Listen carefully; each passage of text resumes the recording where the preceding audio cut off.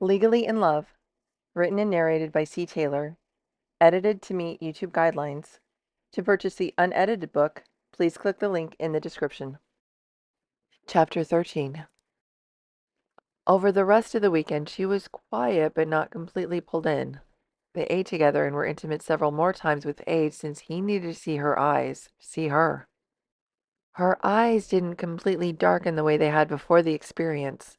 Instead, they seemed to stay focused on him, watching him instead of going into blind need and passion. It was unnerving and comforting at the same time. It felt like she was looking into his soul and staying anyway.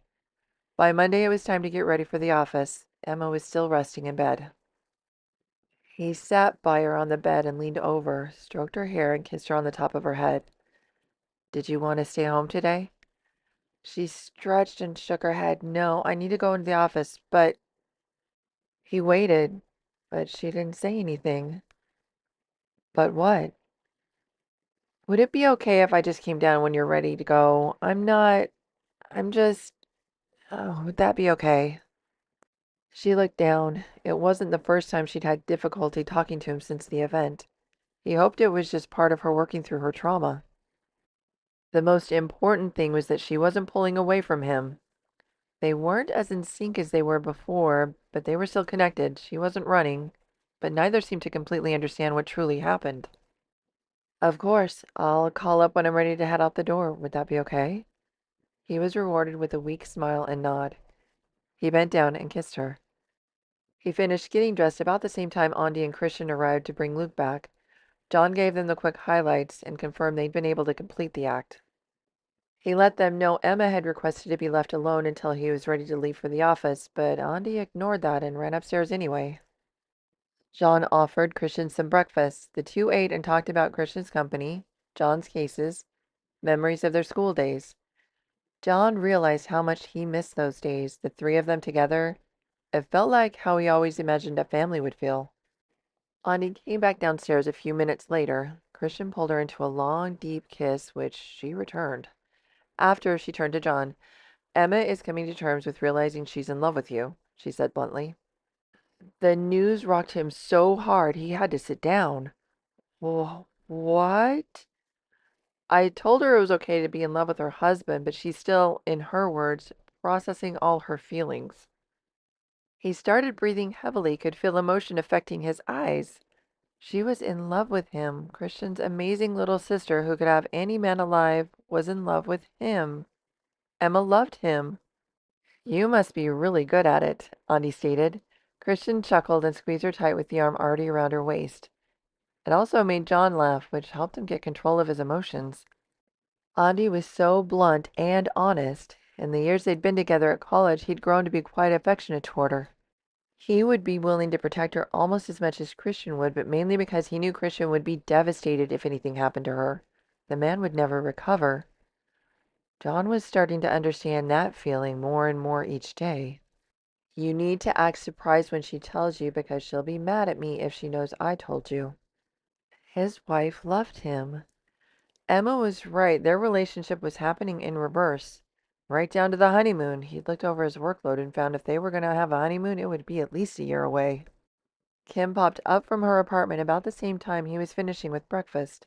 Christian and Andy were leaving, and he suddenly understood Emma's actions. His mind was drifting in all directions. He couldn't process simple information, and all he wanted was Emma.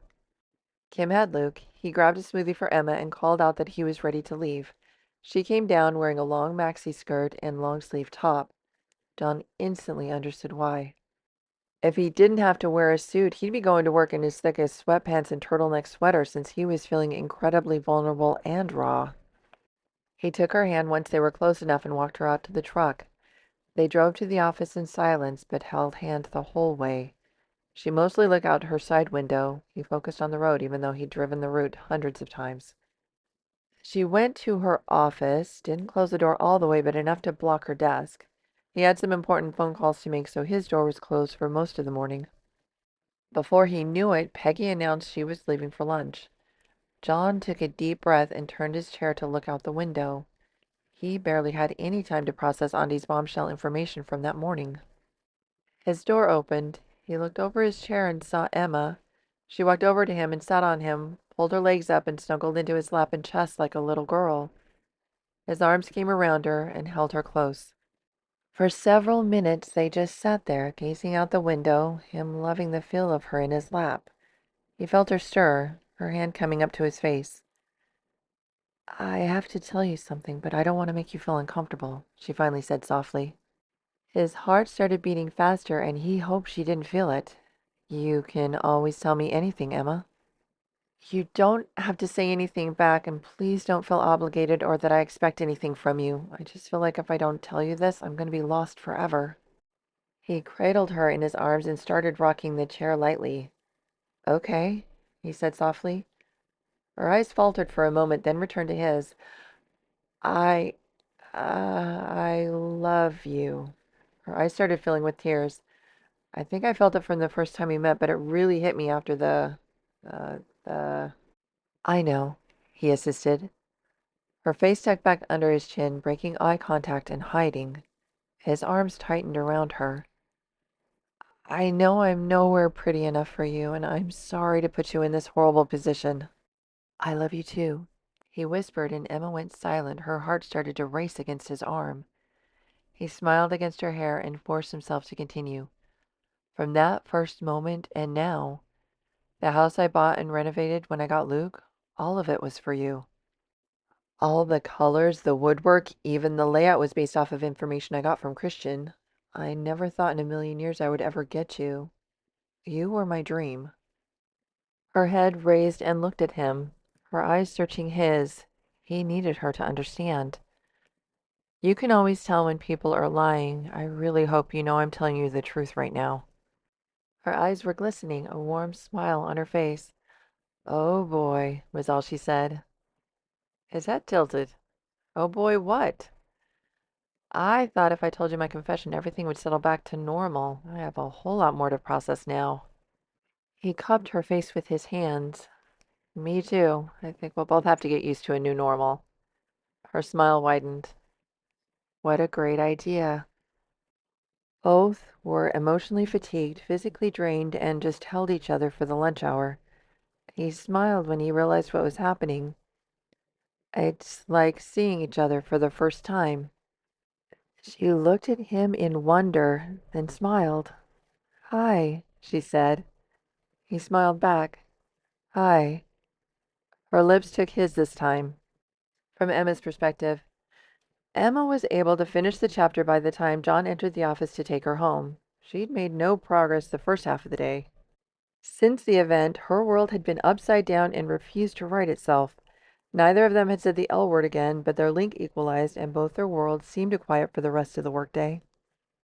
That morning, Auntie had run to her room. Emma braced herself the moment she heard her coming up the stairs.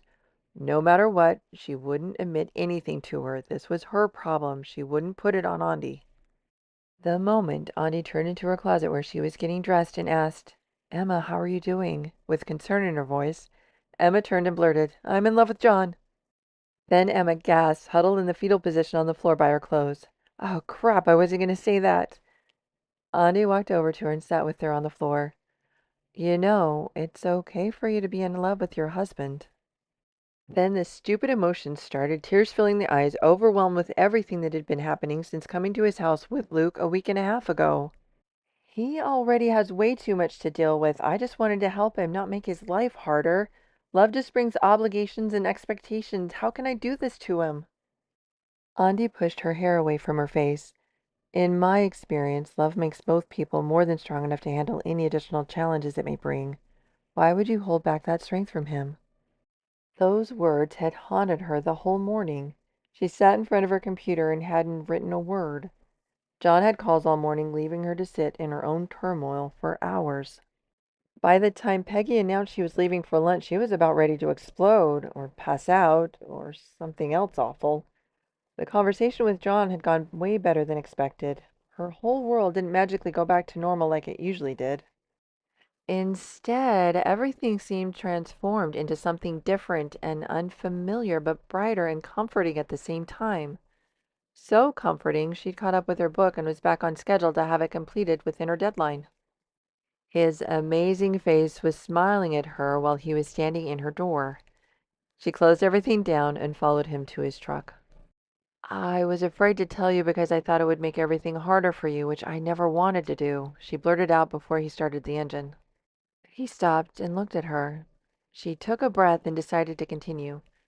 But Andi said that love makes both people more than strong enough to handle any challenges it brings. Do you think that's true? He looked at the steering wheel and thought for a moment. Well, even though last weekend was stressful for both of us, it was still one of the best weekends of my life. He ran his hand through his hair, sat back in his seat, and looked at her. My life is much lighter and happier since you've been in it. I think Andi is very wise. Emma smiled at his words, but had to look down, feeling overwhelmed by her pull to him. She felt his hand in her hair at the back of her head. Emma, look at me, he softly ordered. Her eyes lifted and looked at him. His eyes were dark. I love you. The words both thrilled and terrified her. I love you back, she said to him and took a deep breath. They were in this together. She had no idea what that meant, but hopefully he knew, or they would figure it out together. His smile widened, his eyes darkened. Take your edited off. Edited for content. Once the beating in her ears quieted, she heard him gasping, his body still convulsing, enticing her sensitive skin. She tried to push herself off him, but his arms closed her to him. You always move off me saying your word about crushing me. She was still breathing heavily. She felt his chuckle in his chest. I'll risk it. I just want to hold you longer, and in the car it's not possible unless you're here. From John's perspective, it took him several minutes to calm down. He'd never experienced anything like what he'd just done with Emma. The moment he told her to, edited, he'd surprised himself. He half expected her to laugh or slap him, at the very least say no, but she'd done it, then waited. By the time he gave the next instruction and she only did that one thing, he realized she was giving him complete control. Even more shocking, she was excited by it, as excited as he'd ever seen her. He'd tested her to see if she could wait. It was also a test for himself. Seeing her fight against it nearly finished him. It was about the most intense experience he'd ever had, the unconditional and complete trust she'd given him. He was overwhelmed by his wife, her trust in him, her care of him. He finally relaxed enough to, edited. She grabbed the tissue this time from her bag. Edited for content. He kissed her head. Thank you, baby, he said, still too weak to drive home. That session was mind-blowing. You're really good at being the submissive. She stiffened in his arms. He tightened his hold. She needed to tell him something before she pulled away from him. What is it, Emma? I'm worried it's because of the training from the house. I feel like I shouldn't have let that happen, but it felt amazing. He chuckled. For me too. If it was anyone else telling you to do those things, how do you think you would have reacted? I would have destroyed them. The cold anger in her voice reminded him of her hiding in the closet during her flashback. She was doing this only with him, only for him. He pitied anyone else that tried. That's my girl, he thought. He smiled against her hair. I don't think they would have trained that at the house. Now it was Emma's turn to laugh. Yeah, that doesn't seem like something they would do. It was all about doing anything anybody wanted me to do. Her voice got quiet. He wondered what would have happened if she and Audie hadn't escaped. Couldn't explore it very long before it made him sick enough to vomit. His arms tightened reflexively around her. He would give his life before he let anything like that happen to her again. So I was only able to do this with you because I trust you and love you. Still having a hard time saying the L word? She nodded against his chest. Yeah, they always say how wonderful love is, and it is, but it's also overwhelming and terrifying. I know, he agreed. It's like everything in my life now shifted to be centered around another person. It first happened with Luke and then with you, but with you it's way more intense. Your happiness is now my happiness. Is that what they mean by becoming one? He never thought of it. Maybe I didn't even know this existed. Me either. She took a deep breath against him. Oh, speaking of Luke, we should get home. I'm sure Kim will start getting worried or annoyed soon. She pushed up against the sides of his seat. He pulled her face in for one last kiss, gentle and simple. Then he released her lips and rubbed his nose against hers. Your happiness is now my happiness, too. She smiled and let him hold her a moment longer. She finally sat back in her seat and pulled her blank back on as he backed out of the garage. She was safely buckled in, and he had a hold of her hand by the time they made it to the street.